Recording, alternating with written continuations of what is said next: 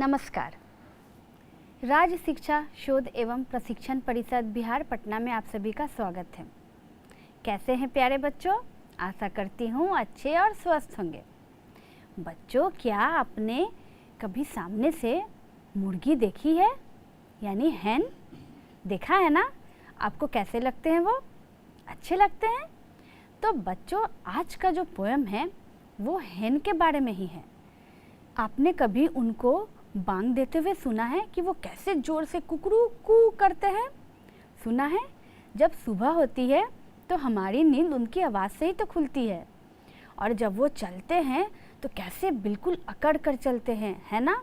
कूदते कूदते, फांदते फांदते, और कभी कभी तो अपने पंखों को वो क्या करते हैं, फरफराते हुए उड़ने भी लगते हैं। क्या आपने कभी ऐसे करते हुए देखा है?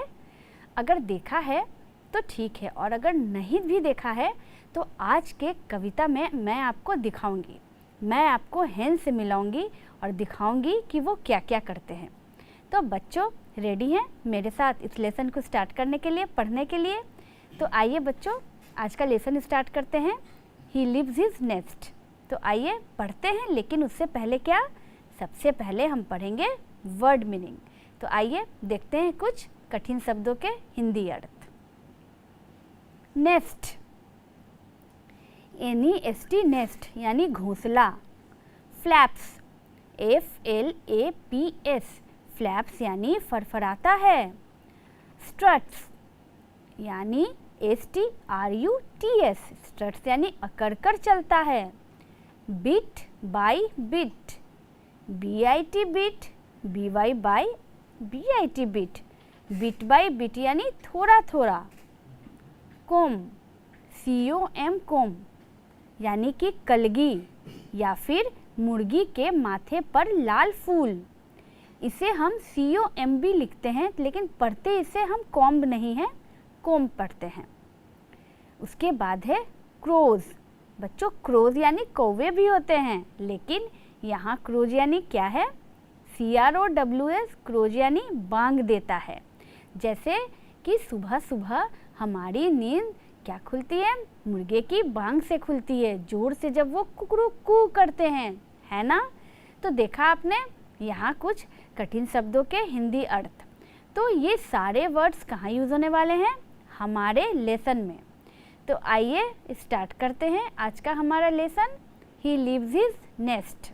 पढ़ते हैं उसे। ही लीव्स द नेस्ट यानी कि उसने घोंसला, वो घोंसला छोड़ता है। He leaves the nest, वो घोंसला छोड़ता है। And flaps his wings, और अपने पंखों को फरफराता है। And stops and struts, और रुकता है और अकड़ कर चलता है। यानी He leaves the nest and flaps his wings and stops and struts। क्या करता है वो? वो घोंसला छोड़ता है, अपने पंखों को आप देख रहे हैं ना कैसे फरफरा रहा है, वो अपने पंखों को फरफराता है और रुकता है, और रुक रुक के बिल्कुल अकड़ के गर्व से चलता है। आगे देखते हैं। And bit by bit he makes his way to top of tree. और क्या करता है? बीट बाय बीट यानी धीरे धीरे। ही मेक्स हिज वे, वो अपना रास्ता बनाता है। कहाँ के लिए? टू टॉप ऑफ ट्री यानी कि सबसे ऊपर पेड़ पे चढ़ने के लिए। आप देख रहे हैं कि ये जो हैन है वो कहाँ चढ़ा हुआ है? टॉप ऑफ ट्री पे, है ना? तो वो धीरे धीरे क्या करता है? टॉप ऑफ ट्री के लिए अपना रास्ता बनाता है ना? क्योंकि हैंस को तो उड़ना भी आता है, तो वो उड़कर कहाँ चल जाता है? टॉप ऑफ ट्री पे। अब आते हैं एंड हिज नेक अप, और क्या करता है? वो अपने गर्दन को ऊपर करता है। हिज टेल अप, अपने टेल यानी पूंछ को भी ऊपर करता है। हिज फूट अप, और अपने एक पैर को भी ऊपर करता है। हिज कोम अप, और उसके सर पे जो लाल रंग का फूल यानी कि जो कलगी रहता है उसे भी वो ऊपर करता है। आप देख रहे हैं बच्चों पिक्चर में कैसे ये हैन अपने नेक को, टेल को, फूट को और कोम को ऊपर किए हुए है, है ना, जैसे लग रहा है कि वो किसी अकड़ से, कितने गर्व से वो चल रहा है। तो वो अपना 1 फुट ही अप करता है, अगर दोनों फुट अप करेगा तो वो चलेगा कैसे। इसीलिए वो क्या करता है, अपने 1 फुट को अप करता है और अपने टेल, नेक और अपने कोम को अप करके अकड़ के चलता है। फिर आगे वो क्या करता है, आइए देखते हैं। The cock lifts his voice up, और मुर्गा क्या करता है, अपने आवाज़ को लाउड करता है, ऊंचा करता है। एंड क्रोज, और फिर बांग देता है। क्रोज यानी बांग देना।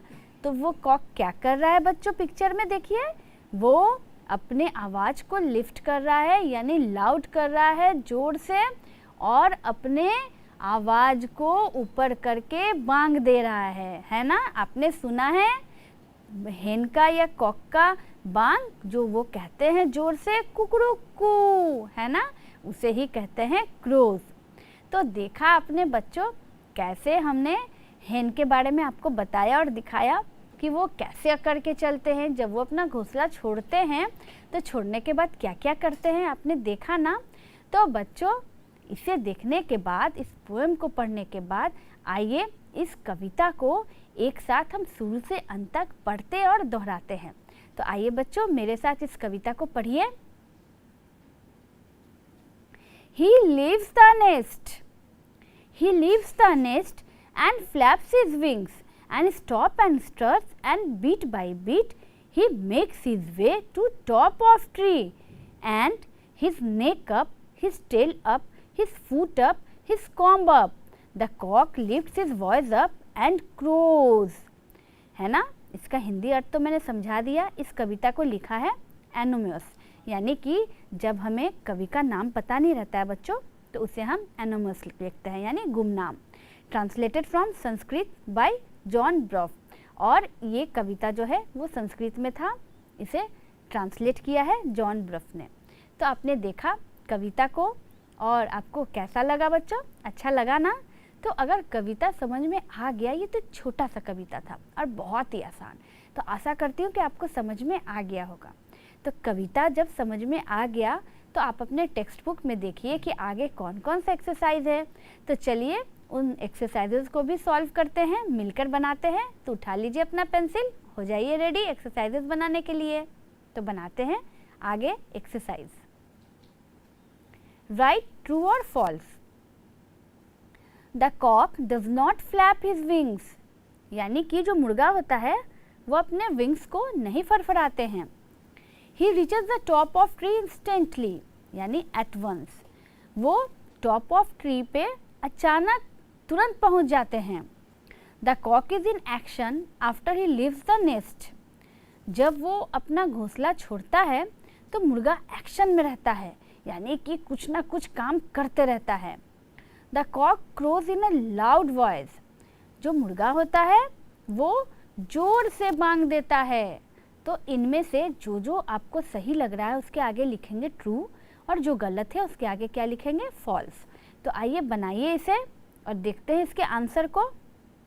The cock does not flap his wings, यानी कि जो कॉक होते हैं वो अपने विंग्स को क्या करते हैं, फ्लैप नहीं करते हैं। तो वो क्या करते हैं, अपने विंग्स को फ्लैप करते हैं। तो इसका आंसर क्या होगा, फॉल्स होगा, यानी गलत।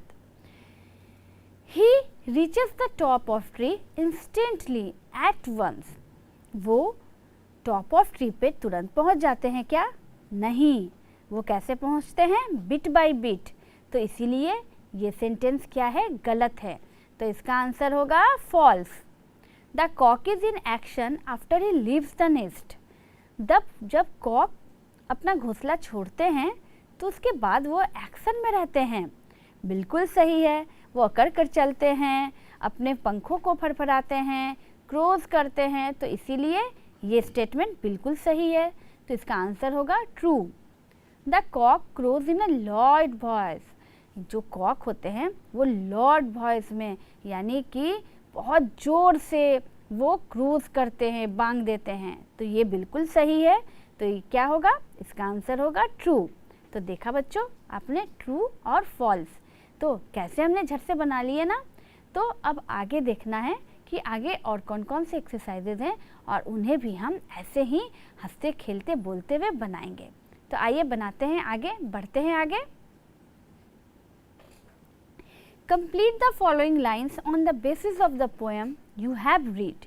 यानी जो पोएम अभी हमने पढ़ा उस बेसिस पे यहाँ लाइन्स को कंप्लीट करना है। क्या है? ही leaves the dash and dash his wings and stops and dash and dash. He makes his dash to dash and his dash up. तो यहाँ ब्लैंक्स में पोएम के अनुसार कौन कौन से वर्ड्स भराएंगे, जल्दी से कविता को याद कीजिए कि यहाँ क्या क्या होना चाहिए और भरिए। आइए बच्चों इसके आंसर को देखते हैं और बनाते हैं। He leaves the nest and flap his wings and stops and struts and क्या होगा? bit by bit he makes his way to top of tree and his neck up। है ना? तो इतना ही दूर मेरा क्वेश्चन था, तो जवाब भी हम इतना ही देंगे। तो देखा आपने कि कैसे हमने पोएम को याद करके, मैं तो एक बार ही पढ़ी और मुझे पोएम याद हो गया, कैसे मैंने ब्लैंक्स बना लिए। तो बच्चों जब इस पोएम को आप 2-3 बार पढ़ेंगे ना तो ये बिल्कुल छोटा सा पोएम है, ये आपको तुरंत याद हो जाएगा। तो बढ़ते हैं आगे। अब बताइए आगे कौन सा एक्सरसाइज है, उसे भी सॉल्व करते हैं। अब आते हैं क्वेश्चन आंसर पे। Answer the following question. What does the cock do after leaving his nest. यानी कि अपना घोंसला छोड़ने के बाद कॉक क्या करते हैं। याद है कॉक क्या क्या करते हैं? आइए देखते हैं आंसर को। The cock crows after leaving his nest. यानी कि घोंसला छोड़ने के बाद कॉक क्या करते हैं? कॉक क्रोज करते हैं, यानी बांग देते हैं, है ना। तो बढ़ते हैं दूसरे सवाल पे। How does he reach the top of tree. वो टॉप ऑफ ट्री पर कैसे पहुंचते हैं? बताइए कैसे पहुंचते हैं? अचानक उड़कर एक बार में या बिट बाय बिट, धीरे धीरे? क्या होगा इसका आंसर? आइए इसके आंसर को देखते हैं। ही reached the top of tree bye flapping his wings. यानी कि वो टॉप ऑफ ट्री पर पहुंचते हैं धीरे धीरे अपने पंखों को फरफराते हुए, है ना। तो आगे बढ़ते हैं और देखते हैं तीसरा सवाल क्या है। Describe the posture in which the cock crows. यानी कि आपको वो पोस्चर बताना है, आपको वो ढंग बताना है उसके शरीर का जिससे कि कॉक क्रोज करते हैं। यानी कि जब वो बांग देते हैं तो उनका पोस्चर कैसा रहता है, ठीक है। तो हाव भाव कैसा रहता है। तो जल्दी से याद कीजिए कि कॉक जब क्रोज करते हैं तो उनका पोस्चर कैसा होता है। आइए देखते हैं इसका जवाब। The cock leaves its necks, raise its neck, comb and tail and crows loudly. वो क्या करते हैं? जब वो अपना घोंसला छोड़ते हैं तो अपने नेक को ऊपर करते हैं, अपने कलगी को ऊपर करते हैं, अपने टेल को ऊपर करते हैं और तब जाके वो जोर से बांग देते हैं, है ना, जोर से क्रोज करते हैं।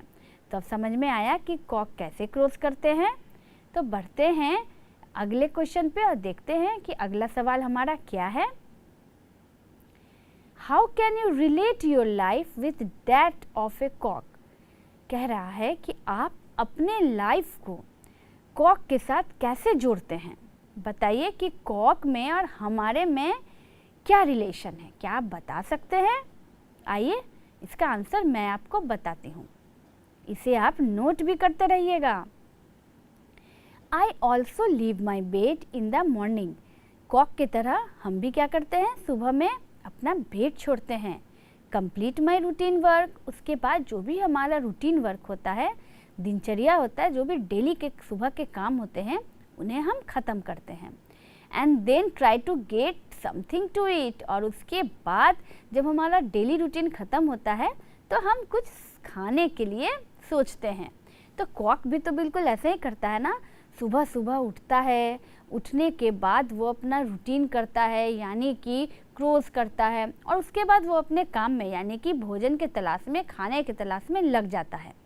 तो इसीलिए मैंने इन बातों को अपने लाइफ के साथ रिलेट किया है और ऐसा लगता है कि कॉक और हमारा लाइफ सेम है ना। इन बातों पे तो रिलेट करता है ना।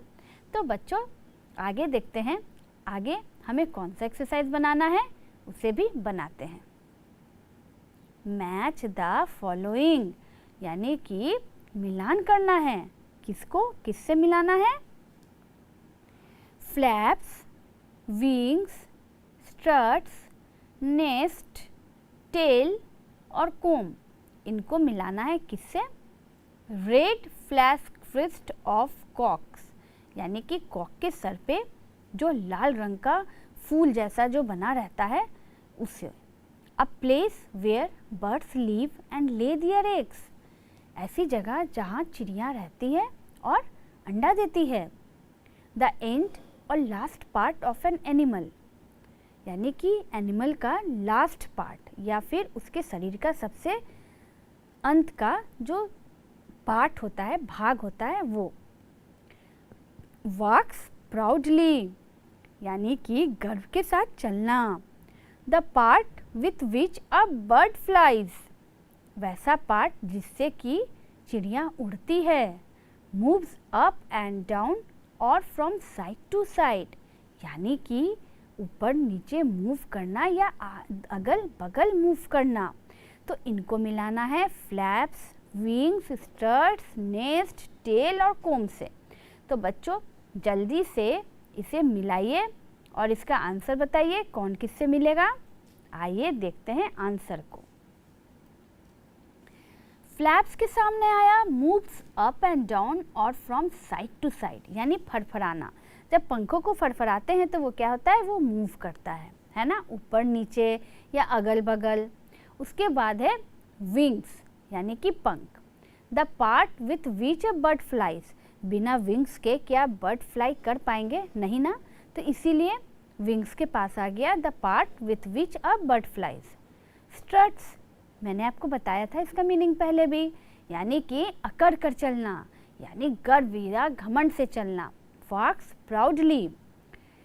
Nest, a place where bird live and lay their eggs, ऐसी जगह जहाँ चिड़िया रहती है और अंडा देती है, उसे क्या कहते हैं? घोंसला, यानी नेस्ट। उसके बाद क्या है? टेल, यानी कि पूंछ। द एंड और last part of an animal, यानी कि एनिमल का लास्ट पार्ट जिसे हम टेल कहते हैं। और सबसे अंतिम में है कोम, जो कि red flash crest of cocks, यानी कि कॉक के सर पर वो लाल रंग की कलगी, उसे हम कोम कहते हैं। तो देखा आपने कि कैसे हमने मैच द फॉलोइंग सही सही बनाया और सारे वर्ड्स को उसके सही सेंटेंस के सामने लगाया। तो आपने इसे बनाया ना, कंप्लीट हो गया अगर, तो चलिए बढ़ते हैं आगे और देखते हैं आगे कौन सा एक्सरसाइज है, उसे भी बनाते हैं। Filling the blanks with the words given in the box. अब यहाँ एक बॉक्स दिया हुआ है, उसमें कुछ वर्ड्स लिखे हुए हैं, उन वर्ड्स को पढ़ना है और यहाँ ब्लैंक्स में भरना है कि कौन सा वर्ड कहाँ भराएगा। क्या क्या है बॉक्स में? Beat by beat, top, lifts, leaves, neck, nests, voice, flies, stops, wings, boat, tail. इनको क्या करना है? इनको भरना है ब्लैंक्स में। कहाँ? माई father dash for office at 9 AM. Birds make their dash in trees. A bird dash through its dash. This train dash at Patna Junction. You can dash the train from here. A parrot eats mango dash. The monkey reached the dash of tree and jumped from there. He wore a scarf round his dash. A dog has a twisted dash. The dash of a crow is not sweet. A porter dash heavy luggage. Porter यानी सामान ढोने वाला। तो अब बताइए कि कौन से ब्लैंक में कौन सा वर्ड भराएगा और जल्दी से बॉक्स से चूज़ कीजिए और ब्लैंक्स में उसे भरिए और मुझे बताइए कि कौन सा वर्ड कहाँ सुटेबल होगा। बनाइए इसे, आइए देखते हैं क्या होगा। My father leaves for office at 9 AM। पहला में होगा leaves। Birds make their क्या होगा nest in trees। A bird flies through its wings। This train stops at Patna Junction। You can board the train from here। A parrot eats mango bit by bit यानी धीरे धीरे। The monkey reached the top of tree and jumped from there।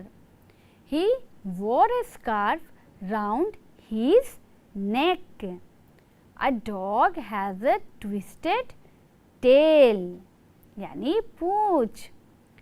The क्या होगा Voice of a crow is not sweet। यहाँ crow का मतलब कौवा। कौवा का आवाज़ क्या होता है? स्वीट नहीं होता है। A potter क्या होगा? Lifts heavy luggage। potter जो होता है वो heavy luggage उठाता है। तो देखा आपने कितने इजी वर्ड्स थे और मैंने उन्हें कैसे ब्लैंक्स में भर दिया। आपने भी भर लिया ना अपने अपने बुक्स में। तो बच्चों फिल इन द ब्लैंक्स के बाद देखते हैं आगे और क्या बनाना है।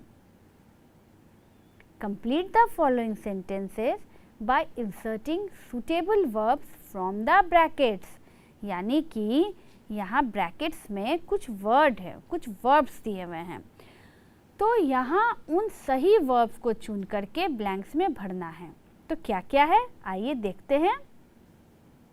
माई mother dash in an office works या cooks. My father dash in a college sings या teaches. A tailor dash clothes stitches या breaks. He dash his hair polishes या combs. My brother dash well sings या hates. A dog dash its tail in pleasure flaps या wags. He dash in a rented house lives या rests. Madan Babu dash poetry speaks या writes. तो यहाँ जो verb आपको लग रहा है कि सही होगा उसे चूज़ कीजिए और ब्लैंक्स में भरिए। देखते हैं आप सही बनाते हैं या नहीं। तो आइए मैं बताती हूँ आपके आंसर्स को। यहाँ आ गया हमारा answer. My mother works in an office. Mother क्या करती है? ऑफिस में वर्क करती है, कुक नहीं करती है। My father teachers in A college. Father college में पढ़ाते हैं, गाना नहीं गाते हैं। A tailor stitches clothes. दर्जी क्या करता है? कपड़ों को सीता है, ब्रेक्स यानी तोड़ता नहीं है। ही कॉम्स हिज हेयर। वो अपने बालों को कंघी करता है, पॉलिश नहीं करता है। My brother sings well. मेरा भाई गाना अच्छा गाता है। हेट्स नहीं करता है यानी नफरत। A dog wags its tail in pleasure. Dog जो होता है वो खुशी से अपने टेल को वैग करता है यानी हिलाता है। He lives in a rented house. वो रेंटेड हाउस में रहता है। Madan Babu writes poetry. और मदन बाबू पोएट्री लिखते हैं, बोलते नहीं हैं। ठीक है, तो बच्चों देखा आपने हमने कैसे सही वर्ड्स को उसके जगह पे लगा दिया है ना। बहुत आसान था ना। तो कभी कभी क्या होता है ना बच्चों कि हमें सेंटेंस भी पढ़ने चाहिए और सेंटेंस पढ़ने से आपको खुद आंसर मिल जाएगा कि कौन सा वर्ड वहाँ सूटेबल होगा। बस उसे चूज़ करना है, वहाँ लिख देना है। तो इसके बाद देखिए आगे क्या है और चलिए उसे भी सॉल्व करते हैं। मेक सेंटेंस विथ यानी कि सेंटेंस बनाना है किससे? बिट बाय बिट यानी कि धीरे धीरे, bit by bit. Make one's way रास्ता बनाना यानी मेक्स वंस वे का मतलब होता है गो यानी चला जाना। तो बताइए मुझे बिट बाय बिट और मेक वंस वे इन दोनों से जल्दी से वाक्य यानी कि सेंटेंस बनाइए कि आप कौन कौन सा सेंटेंस बना सकते हैं और मुझे बताइए। देखते हैं अब क्या सेंटेंस बनाते हैं। देखिए मैंने क्या बनाया है, bit by bit I ate an apple bit by bit, है ना, यानी कि मैंने एप्पल को खाया था धीरे धीरे। Raju makes his way bit by bit, Raju ने अपना रास्ता धीरे धीरे बनाया था। तो यहाँ मैंने बिट बाय बिट से 2 सेंटेंस बनाए हैं। I ate an apple bit by bit, Raju makes his way bit by bit. अब आते हैं दूसरे पर, मेक वंस वे। तो यहाँ मैंने क्या बनाया है, यहाँ भी हमने 2 सेंटेंस बनाया है। He made his way to office, ठीक है, मेक यहाँ मेड में चेंज हो जा रहा है, और उसने अपने ऑफिस का रास्ता बनाया। The wolf made his way to the forest, और भेड़िया अपने फॉरेस्ट का यानी जंगल का रास्ता बनाया, यानी जंगल में चला गया। तो देखा आपने, मेक वंस वे से भी मैंने यहाँ 2 सेंटेंस बनाए। तो बच्चों अगर बिट बाय बिट और मेक वंस वे से आपको और भी सेंटेंस आते हैं या आप बना सकते हैं तो उन्हें बनाइए और बनाकर मुझे बताइए। तो बच्चों देखिए और आगे क्या करना है देखते हैं। अब आते हैं make a list of wild birds and pet birds. अब क्या करना है, हमने आज तक बर्ड्स के लिस्ट बनाए, नेम्स ऑफ बर्ड्स पढ़े, डिफरेंट टाइप्स ऑफ बर्ड्स के नाम जाने, लेकिन यहाँ wild birds and pet birds यानी कि जंगली चिड़िया और पालतू चिड़िया जिन्हें हम पालते हैं उनका लिस्ट बनाना है, उनका नाम बताना है। तो बच्चों क्या आप वाइल्ड बर्ड्स का नाम और पेट बर्ड्स का नाम आप बता सकते हैं मुझे, कि वैसे चिड़िया जिन्हें हम पाल नहीं सकते तो उन्हें हम वाइल्ड बर्ड्स में लिखेंगे, और वैसी चिड़िया जिन्हें हम पाल सकते हैं, पालतू बना सकते हैं, उन्हें हम कहाँ लिखेंगे, पेट बर्ड्स के नीचे। तो जल्दी से बनाइए, देखते हैं आप इसे बना पाते हैं कि नहीं। आइए इसके आंसर को मैं बताती हूँ आपको। वाइल्ड बर्ड्स यानी कि जंगली चिड़िया कौन कौन सी होती है जिन्हें हम पाल नहीं सकते, ईगल यानी चील, काइट यानी बाज, वल्चर यानी गिद्ध, क्रो यानी कौवा, और आउल यानी उल्लू। तो eagle, kite, vulture, crow, owl, इनके अलावे भी बहुत सारे बर्ड्स होते हैं, जैसे ऑस्ट्रिच है, किंगफिशर है, नाइटेंगल है, तो जिन्हें हम पालते नहीं हैं, है ना। ये सारे कौन से बर्ड्स हैं, ये सारे वाइल्ड बर्ड्स हैं।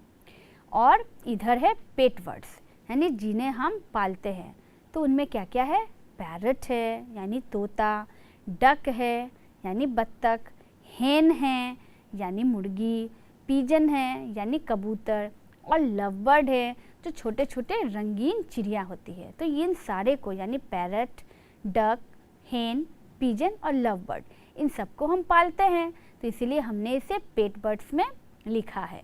तो बच्चों और भी कई सारे पेट बर्ड्स भी होते हैं।